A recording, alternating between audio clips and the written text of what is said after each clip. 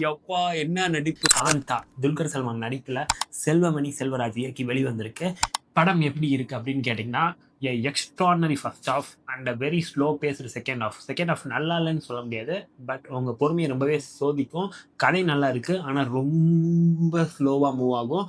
அத தாங்கிக்கக்கூடிய ஒரு ஆள்னா, நீங்க வந்து தாராளமா இந்த படத்த போய் பாருங்க. ஏன்னா, இந்த படத்தோட ரன் டைம் பார்த்தீங்கன்னா, 2 மணி நேரம் 45 நிமிஷம் ஓடுது. ஸ்க்ரீன் பிளே ஒரு நார்மலான ஸ்க்ரீன் பிளே தான். பட் அதுல துல்கர்னு ஒரு ஆள தூக்கி போட்டு, அதுக்கடுத்து பார்த்தீங்கன்னா, பாக்யஸ்ரீன்னு ஒரு ஆள தூக்கி போடுறப்ப, அந்த கதையோட எலிவேஷன் ரொம்ப பெருசா இருந்துச்சு. முக்கியமா பாக்யஸ்ரீயோட கேரக்டர் பயங்கரமா நடிச்சிருக்காங்க. துல்கருக்கு எந்த வகையிலயும் குறையாம நடிச்சிருக்காங்க. அவங்க வர்ற ஒவ்வொரு சீனும் நடிப்போட வெளிப்பாடு வந்து அவ்ளோ அழகா இருக்கு. ஸ்க்ரீன்ல பார்க்க எப்பா எவ்ளோ எக்ஸ்பிரஷன் குடுக்குறாங்க, எப்படி நடிக்கிறாங்க, இவங்க யார்றான்னு சொல்லிட்டு வந்து சர்ச் பண்ணி பார்த்தா ஆல்ரெடி கிங்டம்ல நடிச்சிருக்காங்க. ஆனா கிங்டம்ல இவங்க ரோல் என்னன்னு கூட எனக்கு தெரியல. நான் கிங்டம் படம் தியேட்டர்ல தான் பார்த்தேன். ஆனா அவங்க ரோல் கூட எனக்கு ஞாபகம் இல்ல. ஆனா இந்த படத்துல மிரட்டி எடுத்திருக்காங்க. நடிப்பு சக்கரவர்த்தி துல்கர் சல்மான் புகுந்து விளையாடி இருக்காரு இந்த மனுஷன்.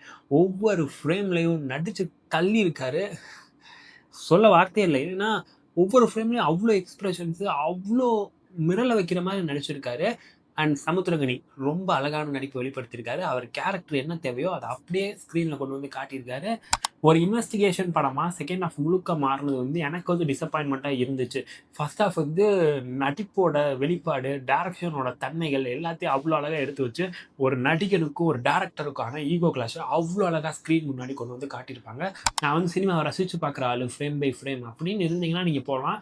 ஆனா எனக்கு வந்து என்டர்டெயின்மென்ட் தான் தேவை. டோபமைன் ஹிட் தான் தேவைன்னா, இந்த படத்துக்கு கொஞ்சம் யோசிச்சுட்டு போங்க. Pre climax, climax and post climax. அதுல வந்து துல்கர் மிரட்டி இருப்பாரு, மிரள வச்சிருப்பாரு, ஆச்சரியப்பட வச்சிருப்பாரு. யப்பா என்ன நடிப்பு! அத தவிர்த்து பார்த்தீங்கன்னா, செகண்ட் ஹாஃப் முழுக்க ராணா வந்து ஒரு ரோல் பண்ணியிருப்பாரு. அது சில டைம் சில பேருக்கு பிடிக்க வாய்ப்பு இருக்கு. சில டைம் இரிட்டேட் ஆகவும் வாய்ப்பு இருக்கு. எனக்கு ஓகேவா இருந்துச்சு. ரொம்பவும் அந்த ரோல் பிடிக்கும்னு சொல்ல மாட்டேன். பட் நல்லா இருந்துச்சு. இந்த கதைக்களம் 1950s மெட்ராஸ்ல நடக்கிறதா தான் செட் ஆயிருக்கு. அப்போ ஆக்டர் எப்படி இருந்தாங்க, ஆக்ட்ரஸ் எப்படி இருந்தாங்க, செட் எப்படி இருந்துச்சு, டைரக்ஷன் எப்படி இருந்துச்சு, இந்த மாரி எல்லா விஷயங்களையும் மிக அழகா எடுத்து வைக்கிற படம் தான் காந்தா. சாங்க பொறுத்தவரைக்கும் ரொம்ப நல்லாவே இருந்துச்சு. ஒரு பீரியாடிக்கல் ஃபிலிமுக்கு ஏத்த மாரி சாங்ஸ் வந்து வடிவமைச்சிருந்தாங்க. மனசுல நிக்காட்டியுமே சாங்ஸ் தியேட்டர்ல கேட்க நல்லா இருந்துச்சு. இன்னும் 2, 3 தடவ கேட்டு பார்த்தா மேபி மனசுல நிக்கலாம். அத தாண்டி பார்த்தீங்கன்னா, டயலாக்ஸ் ரொம்ப நல்லா இருந்துச்சு. முக்கியமா பீரியாடிக்கல் ஃபிலிம்னா அந்த டயலாக்லாம் கேட்கிறப்ப, அதுவும் செந்தமிழ்ல கேட்கிறப்ப நல்லா தான் இருக்கும். இதுலயுமே அதே மாரி நல்லா தான் இருந்துச்சு.